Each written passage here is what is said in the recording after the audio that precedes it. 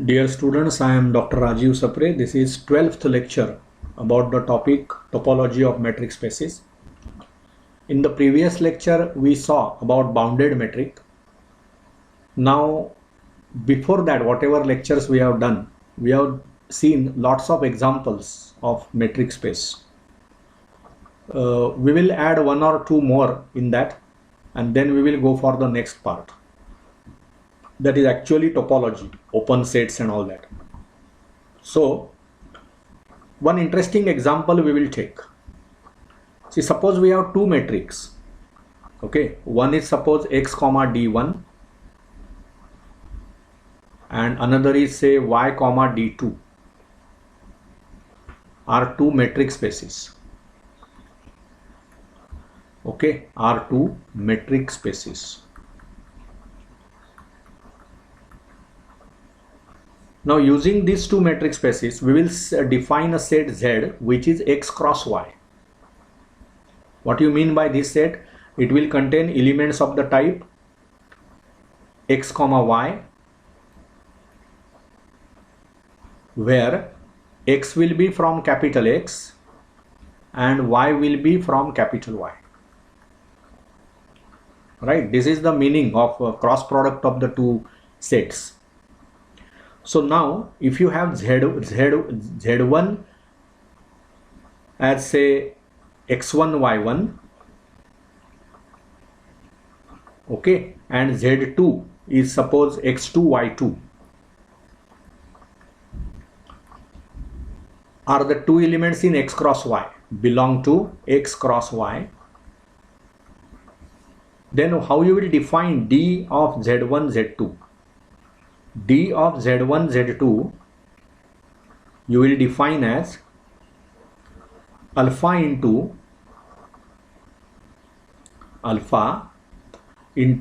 what? D1 x1 comma x2, alpha into D1 x1 comma x2 plus beta into D2 y1 comma y2, right? D2 into y1 comma y2. Now this is legal because why? X1 and x2, see here, this x1 and this x2 are elements of capital X and this capital X has a metric D1. त्यामुळे तुम्हाला D1 x1 x2 हे legal आहे. तसंच y1 y2, see y1 and y2 are second coordinates, that means they are elements of capital Y on which D2 is the metric. So this is okay, D2 y1 y2. So you are supposed to prove where alpha and beta are greater than or equal to 0, they cannot be negative. Prove that D is a metric on x cross y. Prove that this x cross y comma D is a metric space. See, ह्यातला लिगलनेस लक्षात घ्या की तुम्ही x cross Y हा set define केलात म्हणजे x comma y टाईपची elements आहेत, त्यातलं एक्स कोऑर्डिनेट आपण पाहिजे तर म्हणू त्याला आपल्याला समजण्यासाठी. तर हे फ्रॉम कॅपिटल एक्स आहे, हे वाय हे वाय कॅपिटल वाय मधलं आहे आणि कॅपिटल एक्स वरची दोन एलिमेंट्स मी घेतली नाही. तुम्ही Z1 काय घेतलंय बघा, x1 comma y1 he ordered pair आहे, त्यातलं x1 हे कॅपिटल एक्स मधलं आहे, y1 हे कॅपिटल वाय मधलं आहे. Z2 दुसरं जे आपण एलिमेंट घेतलं एक्स क्रॉस वाय मधलं, त्यातलं x2 हे कॅपिटल एक्स मधलं आहे, y2 हे कॅपिटल वाय मधलं आहे आणि त्याच्यामुळे x1 x2 ही कॅपिटल एक्स मधली एलिमेंट्स आहेत आणि त्याच्यामध्ये D1 हा मेट्रिक आहे. म्हणजे मला इथे D1 x1 x2 असं डिफाईन करता येईल आणि D2 y1 y2 असं डिफाईन करता येईल आणि alpha D1 x1 x2 plus beta D2 y1 y2, alpha beta greater than or equal to 0. तर मला हे प्रूव्ह करायचं आहे की एक्स क्रॉस वाय वर डी हे जे मेट्रिक आपण आत्ता इथे डिफाईन केलेलं आहे हे मेट्रिक स्पेस आहे. म्हणजे ते all the four properties we have to verify. मग आता पहिली प्रॉपर्टी तर ऑब्वियस आहे, पहिली जी प्रॉपर्टी आहे त्याच्यामध्ये मला काय प्रूव्ह करावं लागेल की ही जी क्वांटिटी आहे, टू प्रूव्ह दॅट काय प्रूव्ह करायचं आहे मला, D Z1 Z2 right is greater than or equal to 0. Now it is obvious, कारण काय बघा x, d1 ही मेट्रिक स्पेस आहे असं दिलेलंच आहे तुम्हाला, त्यामुळे हे d1 x1 x2 see x comma d one ना, x comma d one is a metric space. त्यामुळे काय होईल, D1 x1 x2 is greater than or equal to 0 for all x1 and x2 belonging to capital X. Similarly, y comma D2 is a metric space. So D2 comma y1 y2 is also greater than or equal to 0 for all y1 y2 belonging to y. आणि दुसरं काय दिले तुम्हाला, alpha and beta greater than or equal to 0, that is given. So from that what I can conclude is alpha into D1 x1 x2 plus beta into D2 y1 y2. This will be definitely greater than or equal to 0 and that means what, DZ1 Z2 is greater than or equal to 0. Very logical, right? You are using what is given. मला जर हे दिलं नसतं x d1 आणि y d2 या metric spaces आहेत, तर मला ही विधानं करता आली नसती. कालच मी सांगितलं ना तुम्हाला की जे आपणाला दिलेलं आहे ते मी कुठे वापरतो आहे, आणि ते दिलं नसतं तर ही प्रूफ कशी लिहिता आली नसती. हे ज्याला कळतं ना त्याला मॅथमॅटिक्स कळतं. हे कायम लक्षात ठेवा. Okay, now next to that, this is okay, I will erase this now. We will go for the second part now. Now what is second part? So now you have to prove the second main property. So to prove that, dz1 z2, right, is equal to 0 if and only if z1 is equal to z2. Okay, now what is dz1 z2 by definition?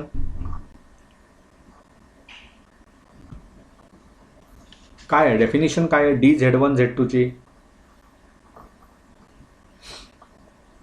It will be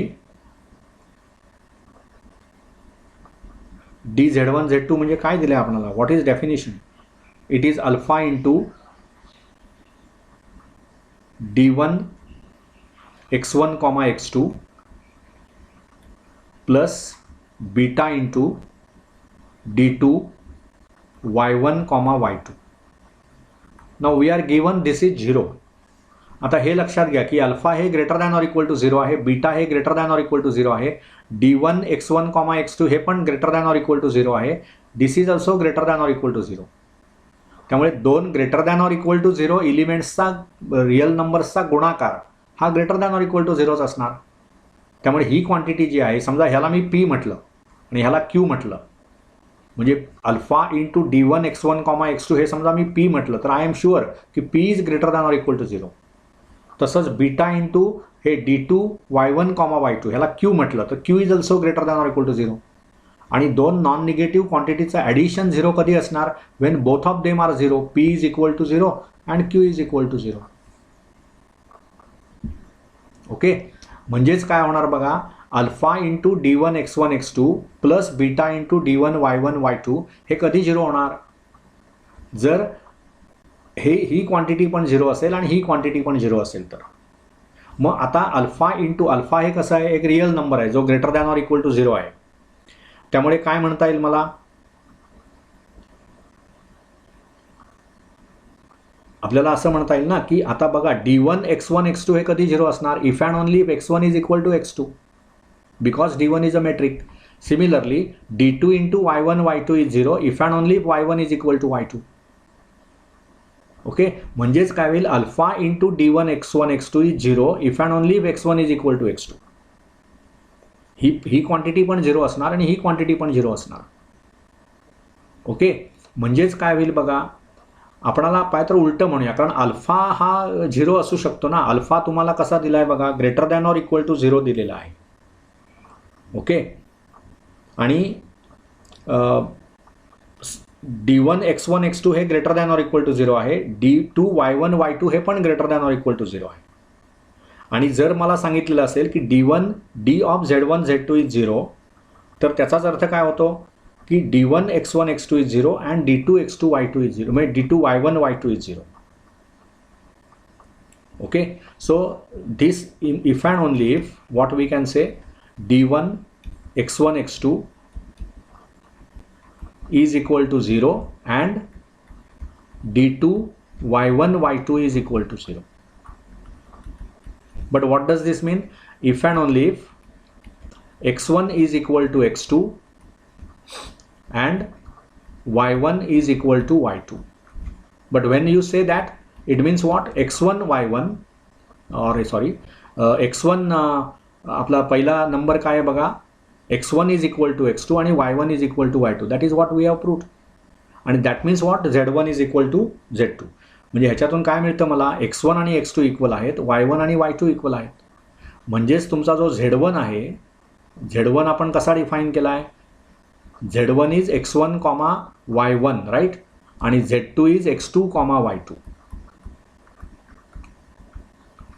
मग आता जर x1 आणि x2 equal असतील म्हणजे हे दोन equal आहेत x coordinates, y1 आणि y2 इक्वल आहेत, म्हणून मग z1 आणि z2 पण इक्वल आहेत right. So we have proved that if d of z1 z2 is 0 if and only if z1 is equal to z2. That has been established.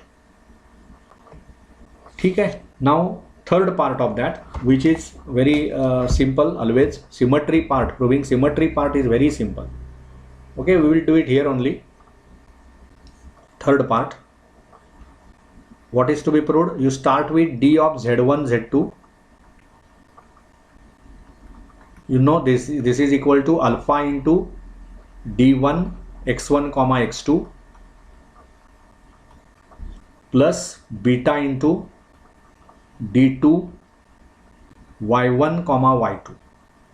But now d1 and d2 are matrix, so this you can write as alpha into d1 of x2 comma x1 आणि plus beta into d2 of y2 comma y1. Here we can give reason as d1 and d2 are matrix. We can write this because d1 and d2 are matrix. आणि म्हणजेच मग काय होईल, तुम्हाला काय लिहिता येईल इथे, दिस is d of z2 comma z1. So symmetry is proved. Now we have to prove the main issue, triangle inequality. कसं करता येईल बघा. I think this is not difficult in this case. See now, to prove that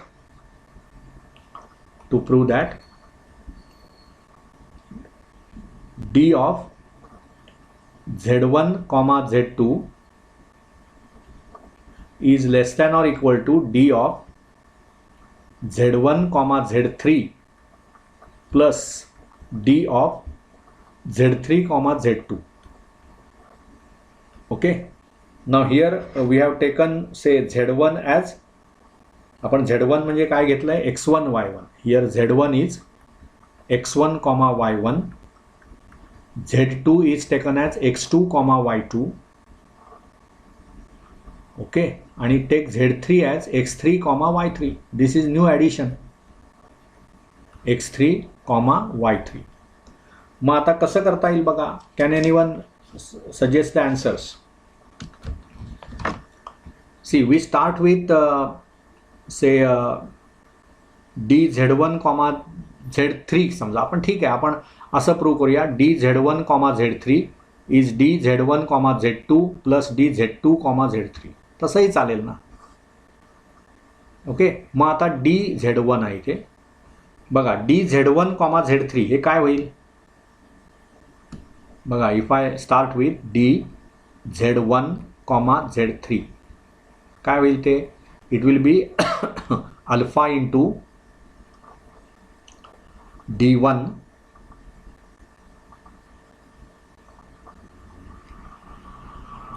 x1 x3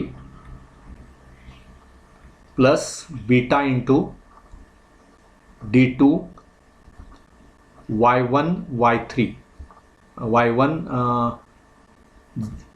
बरोबर ना, y1 y3 right, that is right.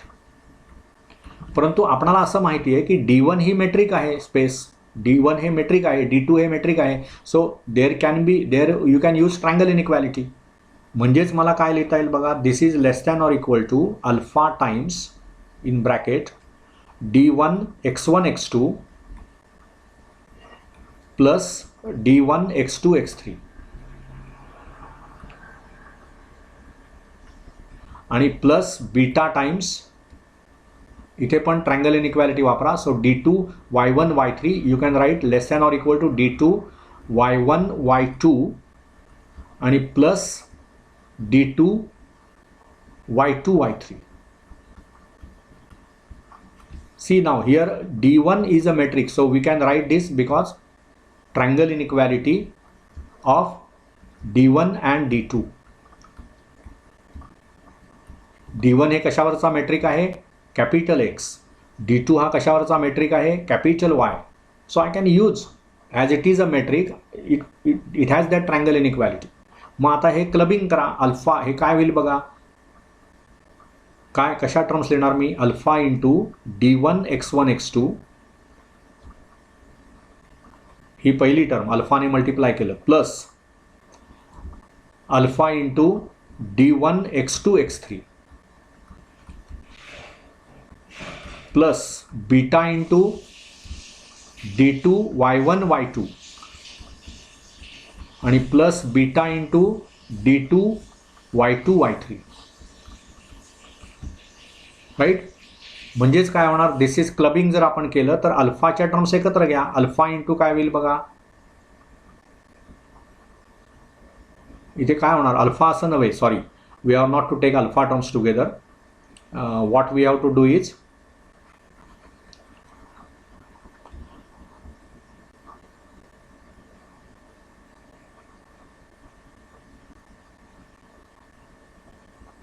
so now which terms we will take together, alpha into d1 x1 x2 plus beta into y1 y2. म्हणजे ही जी term आहे alpha into d1 x1 x2 आणि ही beta y1 y2, ही terms एकत्र घ्या आणि ह्या दोन terms एकत्र घ्या.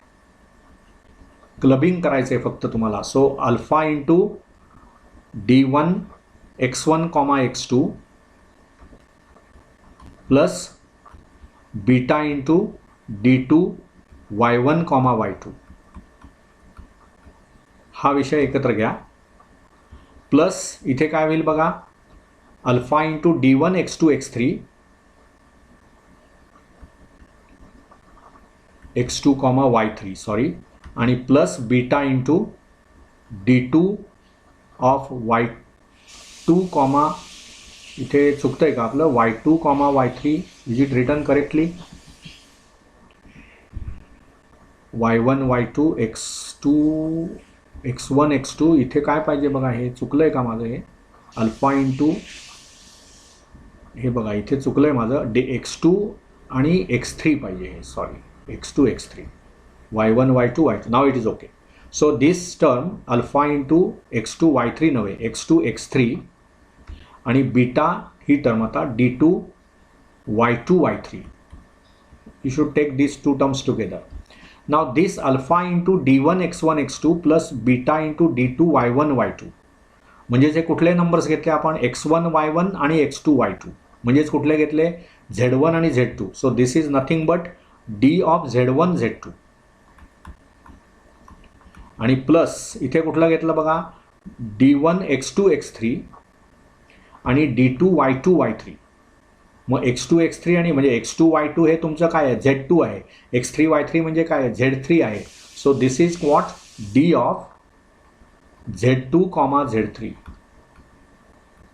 त्यामुळे तुम्ही काय प्रूव्ह केलं, d of z1 z3 is less than or equal to d of z1 z2 plus d of z2 z3.